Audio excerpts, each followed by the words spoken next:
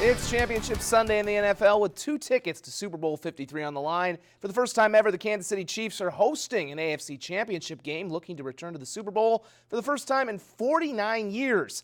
Standing in their way, a team that seems like they've been to about 49 Super Bowls, the New England Patriots. In this game, it lived up to the hype, although it was all Patriots. In the first half, Tom Brady, 29 yards to Philip Dorsett. New England rolling up 14-0 at the break. Second half, different story as the Chiefs got on fire. Down by 3, Patrick Mahomes finds Damian Williams. He's got plenty of green grass ahead on a 23-yard score. It's 21-17 KC. After New England went back on top, it's Williams into the end zone again, 28-24. However, they left Tom Brady 2 minutes and 3 seconds, and that was plenty of time for them to get downfield. He gives it to Rex Burkhead, who plunges in from 4 yards, 31-28. However, it turned out that 39 seconds was enough for Patrick Mahomes to get the Chiefs in field goal range.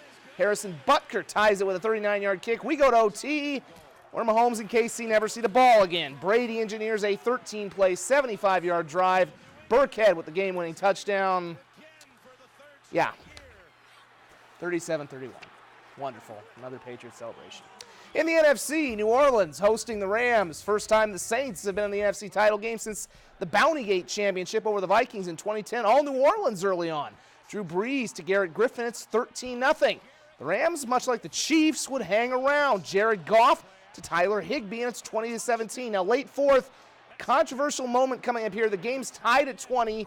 Brees and the Saints going for a game-winning touchdown. That looked like pass interference, and they pretty much admit they blew the call, but no call is made, so all New Orleans got out of that was a field goal.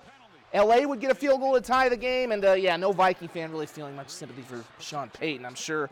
And Brees starts the ball with the ball in overtime, but he's picked off by John Johnson, and that sets up Greg Zuerlein from 57 yards to send the Rams to the Super Bowl, the final 26-23, the first time both conference championship games have gone to OT, which sets up Super Bowl 53, a rematch of the Super Bowl back in 2001, although the Rams are now in Los Angeles as opposed to St. Louis.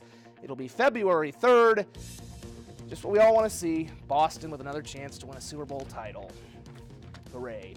Former state champion, I'm a Chiefs fan if you can't tell, former state champion Tupac Capella will be playing his college football for a national championship team. South Dakota's all-time leading 11-man prep football rusher announced via Twitter last night that he's committed to play college football at Morningside beginning next season. With the Warriors, Capella ran for a South Dakota 11-man record, 5,796 yards and 69 touchdowns, winning 3 11 AAA state titles. He joins a Mustang program that went 15-0 last year en route to the NAIA National Championship. After injuries forced him out of the last 2 Lewis Drug Pro-Am tournaments, Kane Wasilensha returned to Sioux Falls this year healthy and eager to show once again why he is the undisputed greatest player in professional racquetball. In other words, he's the Tom Brady of racquetball. He took on Daniel De La Rosa in the pro singles final this morning at the YMCA, and he was cruising through most of the match. Big forehand winner right there as Kane took the first game 15-4. It's a best of 3, and well, spoiler alert, it does not go 3, although De La Rosa kept trying. Nice shot here to get a point in game number 2. He just wouldn't get enough of those, and Kane had plenty of good forehands of his own. He'll get a winner here that helps brings things to match point, where Wasilensha will finish in style by getting an ace to win his 4th Lewis title in 6 years, although, as he pointed out afterwards to us, he never really gave up the title in the first place. He'd just been hurt. It's good to be back, and he made a joke last night. He said, maybe you'll get your title back tomorrow, and I said, well, technically I never lost it. I didn't lose, I just didn't show up. So, no, it's nice to win. It's always nice to win this tournament. Great event, great people, and I always enjoy coming. The Coyote basketball teams are on the road in Omaha for a Sunday matinee and split doubleheader.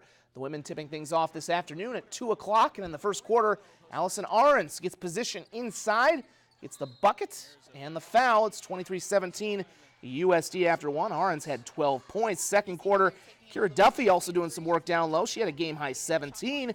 And Taylor Frederick was also really good in the first half, first showing the range from beyond the arc, and then driving inside, spinning and scoring with the hook. She had 12, 44-31 Yotes at the break. They would blow it open in the second half. Duffy with the steal, starting the fast break to Madison McKeever, who finishes. She had 14, 64-38 after 3. And then Hannah Shervin helps them bring it home in the fourth. She also had 12 as the Coyotes get the victory 80-49. Men's game a few hours later, and a good opening half for the Coyotes. Tristan Simpson for 3. He scored 17 and plays a pretty mean air guitar, too. Stanley Amude was splendid in the first half as well. Hard drive and bucket off glass. Then he's going to get a pull-up from the free throw line. 13 of his team-high 20 came in the first half, and USD was up 3 at the break. Second half, Coyotes now trailing by 3. Not anymore. Tyler Peterson, the marksman, for 3. He had 12 points. Unfortunately, Omaha answers on their next possession as they get it to Zach Jackson. He gets the go-ahead 3, and Omaha never trailed again. They get the victory, 75-68. Also some afternoon hoops in Madison, where Dakota State hosted Waldorf in a doubleheader that had been pushed back by Friday's snowstorms. Trojans working inside out to start. Pride of White River, Justin Folkers delivering DSU's first 4 points. And then it's Del Rapids' Carson Rentz scoring the next 6 via a pair of threes. He had 23 points. Also, by the way, Folkers had 22.